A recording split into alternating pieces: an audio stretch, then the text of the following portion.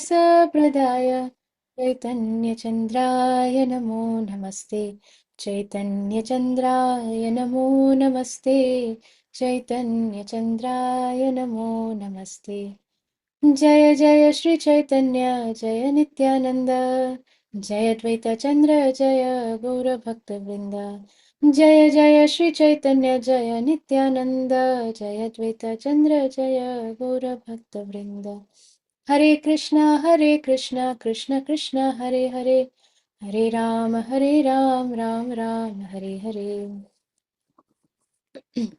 So we are reading from the book Teachings of Lord Chaitanya, which is originally the lectures given by our Srila Prabhupada based on Sri Chaitanya Charitamrita, which is authored by Srila Krishnadas Kaviraj Goswami Maharaj. So Srila Krishnadas Kaviraj Goswami Maharaj ki jai, Sri Chaitanya Charitamrita ki jai, Srila Prabhupada ki jai, Nitai Gaur Premanande, Hari Hari Bol. So yesterday we read that how Krishna fulfills all the desires of his devotees. If his devotee has a desire, Krishna is ready to fulfill all the desires. But he does not fulfill the desires that would cause miseries to his devotee. Krishna doesn't want that the devotee should suffer any more. Now, the devotee may be little not that expert, not that advanced. So maybe a neophyte devotee has many material desires possible. That's okay. As long as somebody is doing devotional service, they are perfectly in the right, they are situated in the right position. But along with that, because we are all patients, matlab, we are all having disease. So uh, so Krishna knows who is how much diseased, which patient is more serious, which patient is almost recovered. Krishna knows that. So based on that, Krishna knows that okay, this desire, if I fulfill this desire, then my devotee will suffer more. So I cannot fulfill this desire, and therefore he does not fulfill such desires. But if he sees that no, this is a very nice desire, I will fulfill this desire. It is going to help my devotee become more attached to me, and he will be able to come out of all of his miseries. So then he will fulfill all such desires. So, in spite of somebody being very materially ambitious, I want to have a nice car, want to have a nice house, I want more promotions in my office, I want people to recognize my work, my job, my task, the projects that I'm doing in my office, all those things. So, somebody may be materially very ambitious, but such devotees, when they are rendering transcendental service to the Lord, why is it called transcendental service to the Lord? Because any service that is done to please the Supreme Lord is transcendental. It transcends the three modes of material nature. It is not belonging to this ordinary mundane act. It is not similar to the mundane activities. It may seem like it is the same mundane activity. A devotee also goes to the grocery market to purchase vegetables and fruits and stuff like that. And a non devotee who is not practicing any devotional service, who does not cook for the Supreme Lord, he is cooking for his own sense gratification, or she is cooking for their own sense gratification. Ki, wow, today I'm going to eat nice paneer tikka or something. And on the other hand, the devotee is thinking, now today I want to make nice paneer tikka for my deities. Both are thinking of paneer tikka but with a different intention. So both of them will go to the market and they will choose the things accordingly. The devotee is thinking, I want to choose first class products because I want to cook very nicely. I want Krishna to be so pleased. I want Krishna to enjoy this paneer tikka. On the other hand, this person is thinking, I want to choose nice things because I want to taste nice paneer tikka. Externally, there is no way to understand who is a devotee and who is not a devotee, but Krishna is seated in our heart. Krishna is seated in everyone's heart. Krishna knows what is the intention of whose intention is what. Krishna knows. Nobody can cheat Krishna. Krishna is the supreme cheater, the biggest chalia. He eats butter, and then he is telling everyone, no, I did not eat butter. I did not even touch your butter. And then he's so innocent that everybody believes him. Who can cheat Krishna? He's the biggest cheater. Everything is coming from him. He's the source of everything. So, by rendering transcendental service to the Supreme Lord, gradually a devotee who has many material ambitions, very materially ambitious, such devotees, they are gradually purified. All these layers of conditions, they are all removed. So they are purified of the desires for material enjoyment. It is not that they become void of all desires, but material enjoyment, that lower taste, that lower level of desires, that is removed, that is purified.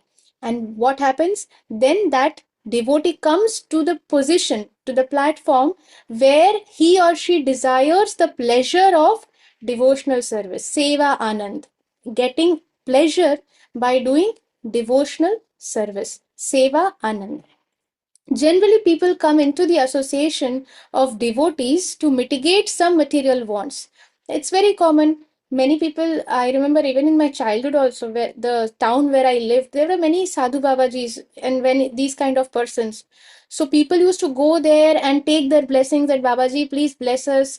Um, I remember, like, even my parents would go and say that, please bless my children so that they do well in their exams. They have their finals coming now, and these kind of stuff. So what is all this final exams coming and this and that, and this is just material things, hopeless things. What will happen with final exams? It is not going to do anything much. But people go come to the association of devotees with this kind of mindset that, if they bless us, if we get their darshan, then I will get, my family will be fine, things will be fine in my family, I will get, their material desires will be fulfilled. So they come in the association of devotees to mitigate some material wants. But the influence of a pure devotee liberates a man from all the material desires by enabling him to relish the taste of devotional service.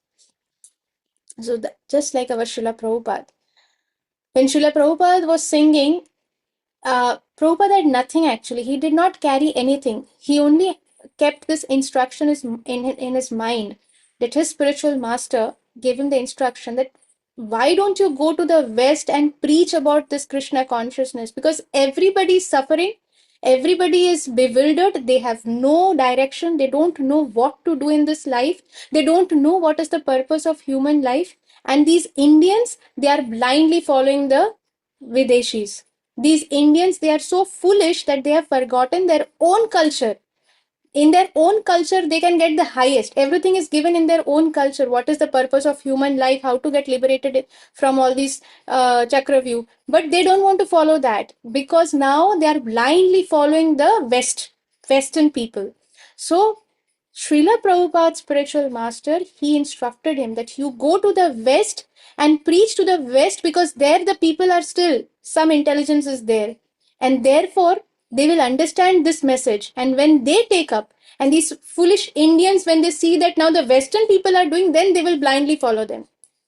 And actually, not blindly follow, but then the Indians will think that, oh, they are also doing, oh, they are doing our culture. Okay, then we should do our culture. We should follow our culture. So, Srila Prabhupada, at the age of 70, why at the age of 70? Because before that he was doing preparations. It is not that, oh, my spiritual master instructed, now let's go to US because there I can enjoy. No, Srila Prabhupada never wanted to go to the US because he was living in Vrindavan. He had all the spiritual opulence that is required, and he had no taste for any material opulence. In fact, he had the most flourishing business. He had the most flourishing business, and he was very reputed in Allahabad in his for his business, um, for his principles, for the character he had, and he was loved by everybody who came in touch with him because he's a pure devotee from his appearance, from his birth. It's not that, not like us, that he did his sadhana and then he became a devotee, then he became a pure devotee. No, he was sent by Krishna especially to deliver the whole world, and therefore he had come. And so Srila Prabhupada, he prepared himself. He was writing the translations and purports and commentaries of Srimad Bhagavatam and Bhagavad Gita, because this was never there actually. There is no book, where no book as in Bhagavad Gita is. if we see the other one, the Gita Press one, the shlokas are there, and um, and I think some English translation is there or not, I don't remember. But what Srila Prabhupada did is he gave word to word meaning of every word that is there in the Bhagavad Gita. And the same thing for Srimad Bhagavatam. There are 700 verses in Bhagavad Gita, and there are 18,000 verses in Srimad Bhagavatam. And he gave word to word meaning for all the words of all the verses. And not just this, he has written other books also. And he was not simply writing books, he was giving interviews also. There were so many renowned sociologists, physiologists, physicists, scientists, and astronauts and astrologers, and these media persons, everybody coming to Srila Prabhupada and interviewing him, because they had so many questions, and religionists also. So many people coming to him. So he was giving interviews, he was answering their questions, and all their doubts were people coming with other Mayavad philosophies, that oh, God does not exist, or we are also God, you are also God, all those nonsense. With reference of scriptures, he slaughtered, he just kind of like cut out all those nonsense theories, and everybody was convinced when they spoke to Srila Prabhupada, because he is a pure devotee. He has qualities exactly as Krishna. So Krishna sent his dear one in order to deliver the whole world. So he was doing this preparation, and at the age of 70, when his books were ready, when these translations, because which foreigner is going to understand Sanskrit at that time? So he made all these English translations and purports.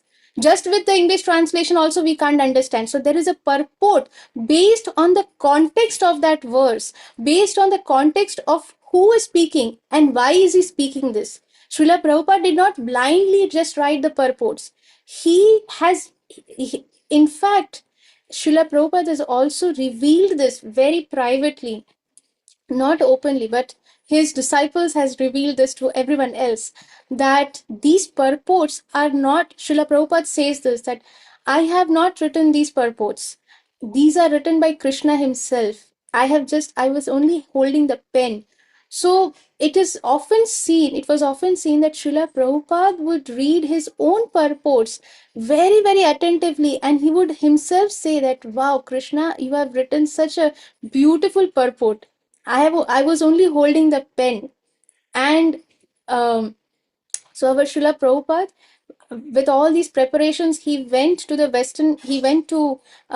US, America, and he did not know anybody there. But he just went with his kartal, and he was playing the kartal, and he was singing a simple Hare Krishna tune. Not that he was singing some classical or with some harmonium or nothing at all. He went to Tompkins Park Square in New York, and there he sat beneath a tree, and there were hippies around, there were people roaming in the park, there were children playing. He just sat with his kartal and he started singing, Hare Krishna, Hare Krishna, Krishna Krishna, Hare Hare, Hare Rama, Hare Rama, Rama Rama, Hare Hare. And this is what he kept singing for hours. And when he opened his eyes, he saw that everybody was gathered around him. Some were dancing, some were crying, some were just awestruck. And he had attracted a huge mass of crowd. And the next day, Srila Prabhupada was all over in the newspapers that this Swamiji has come from India and attracted everybody. And that's how the movement started. But Srila Prabhupada knew that this movement is going to be successful. Why? Because he had firm faith in the words, in the instruction of a spiritual master. When the spiritual master gives an instruction, the blessing is there already. This is this is something very important to understand. We should not think that, oh, he's giving an instruction, will I be able to do it? It is not our qualification. We have no qualification. We are simply zero. But when there is an instruction, the blessing is accompanied with it. And therefore, the the disciple is empowered to fulfill that instruction, provided that the disciple is sincere, provided the disciple is very serious and determined to serve the spiritual master. So Srila Prabhupada, this is how he delivered so many mlechas. Mlechas means somebody who is very fallen. So many millions and millions, we know that all over the world now, they are chanting the Hare Krishna Maha Mantra. And nobody has to change their religion for this. Some people think that this Hare Krishna movement is a Hindu movement, but it is actually wrong. In Bhagavad Gita, nowhere has it been said that Krishna is a Hindu god. There is no such thing as Hindu and Muslim and Christian. Krishna is God. It is not about who is who. God is God. God means he is the same God for everybody. Some people may call him Krishna, some may call him Govind, some may call him Allah, some may call him Jesus, whatever it may be. But why Krishna? Because in our Vedic scriptures, this word Krishna has been given the highest priority. Why so? There are so many meanings behind this. Krishna is Karshati iti Krishna, somebody who is all attractive, somebody who is attractive in all the ways, has all the six opulences. Then someone who attracts everyone, somebody who is blackish in color. So many reasons why Krishna is the primary name of God. Just like we have a formal name and we may have some nicknames. Some so For example, Nandini Priya Mataji is here. So her full name is Nandini Priya, but I may call her Nandini. So, okay, some may call her Nandi, for example. So just like we may have nicknames and a formal official name, similarly, Krishna is the official formal name of God. And that same God is known by different names based on his different pastimes. So whatever Leela he is doing, based on that he has been given. Govind. Why Govind? Because he is giving pleasure to the cows. Go is cows, and Vind is giving pleasure. Also Govind. Why? Because he is also the master of the senses. Go also means senses. Vind means master also. So he is master of the senses. He is also giving pleasure to the senses. Whose senses? To the gopi senses. He is giving pleasure to the gopis. So Gopi Jana Vallabha, he is the dearmost of all the gopis. So based on his rasa, based on the mood, based on his leela, he has been given different names. He is always connected with his devotees. Yashoda Nandan, Devaki Nandan, Vasudev. Why Vasudev? Because he is the son of Vasudev. Then Nanda Nandan. Then then he's called so many. Giridhari Govardhan. He's called Giridhari. Why? Because he's holding the Govardhan Parvat. So, like this, he has been given different names, just like we are given so many different names by our friends and relatives. And similarly, Krishna, he's also given so many different names. So, generally, people come into the association of devotees to mitigate some material wants, but the influence of a pure devotee frees a man from all material desires by enabling him to relish the taste of devotional service. This is what our Srila Prabhupada did to the entire world. He gave them the taste of devotional service. He gave them Krishna, and now everybody has gone mad for Krishna. Before that, all of us were mad about ourselves. Oh, what will happen to me? Oh, my desire. Oh, I want that. Oh, this, that. But now we are mad after Krishna. Who cares? Okay, I don't care about all these other things. But does that mean we have become irresponsible? No. Krishna conscious teaches us to be more responsible. Krishna conscious teaches us to be more um, um, answerable, because we are now answerable directly to Sri Guru and Sri Krishna. It's not some mundane, some boss and some person. We are directly answerable to them. So every time we think of doing something, the first question arises: will this please my spiritual master? Will this please Krishna if I do this? If not, I don't want to do it. If yes, I want to do it. So this is how responsible the devotee is. He ensures that does his his duties very, very properly, very diligently.